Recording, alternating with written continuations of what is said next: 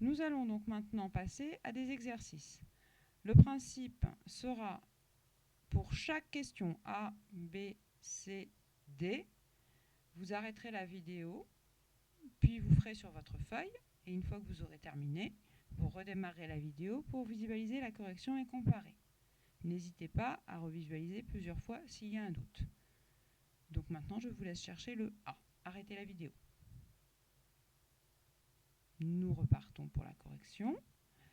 Donc, le A, première chose que nous repérons, c'est la puissance. Donc, x au carré, premier bloc, première priorité. En second, qu'allons-nous faire? Eh bien, les multiplications. Attention, vous voyez tous le 4x. Celle que vous voyez moins, c'est ce moins ici. Ce moins ici n'est pas un moins de soustraction, c'est un moins d'opposé qui correspond à une multiplication par moins 1. Donc il y a en fait deux multiplications à faire apparaître. L'opposé ici et le 4x ici. Et on termine, il ne reste plus qu'une chose, un plus, et par conséquent, une addition. La dernière opération est une addition, par conséquent, l'expression A est une somme. À vous de jouer. Pour le B, vous arrêtez la vidéo. Nous allons passer à la correction. Donc dans ce B, il n'y a pas de parenthèse, il n'y a pas de multiplication, il y a des divisions. Donc on pourrait se dire, la première chose, c'est la division. Mais la division de quoi par quoi? En fait, ici, il faut penser qu'il y a des parenthèses cachées.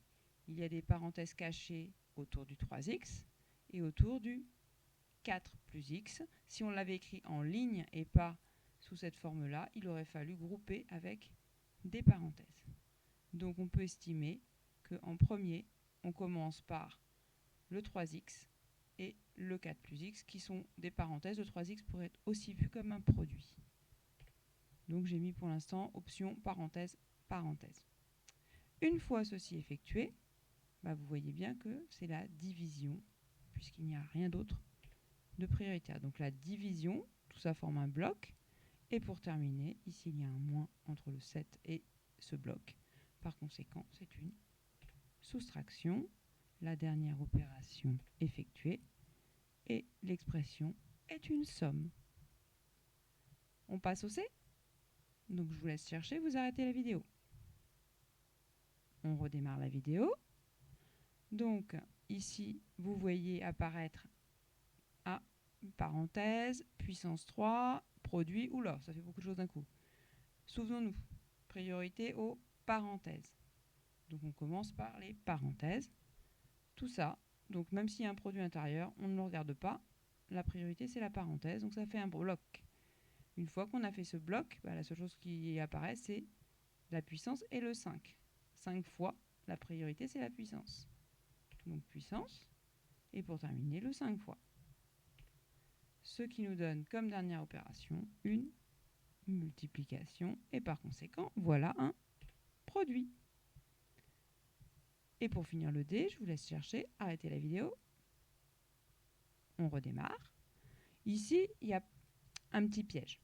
Bon, on est en fin de première année, donc on sait. On a vu que ln de x, les parenthèses qui sont ici ne sont pas des parenthèses au sens habituel, ce sont des parenthèses de fonction. Donc le x ici n'est pas prioritaire, ça ne veut rien dire, parenthèse x tout seul. Ce qui existe, c'est ln de x. Ça, c'est une fonction, donc c'est un bloc d'un coup.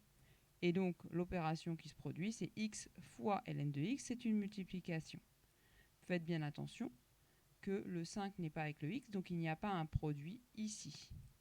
Donc première opération, la multiplication entre x et ln de x, suivi de, vous le voyez, une soustraction entre 5 et x ln de x. Il ne s'agit donc pas d'un produit, mais d'une somme. Donc je vous remercie pour votre attention. J'espère que vous aviez réussi ces exemples et vous pourrez en faire plein d'autres si vous voulez vous entraîner.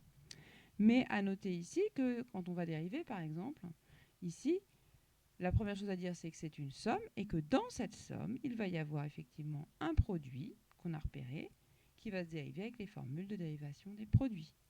De même que par exemple ici, certes c'est un produit, mais dans ce produit, il y a ici une constante, donc c'est un faux produit. Et ce qui va primer ici, c'est la puissance. Donc c'est le U puissance 3 qu'on avait déjà travaillé. Et de même ici, c'est une somme, donc il va y falloir dériver terme par terme. Et dans cette chose-là, il va y avoir le quotient qui est de la plus haute importance. Voilà pour cette explication, voilà pour ces petits exercices. J'espère que ça vous aidera pour la suite.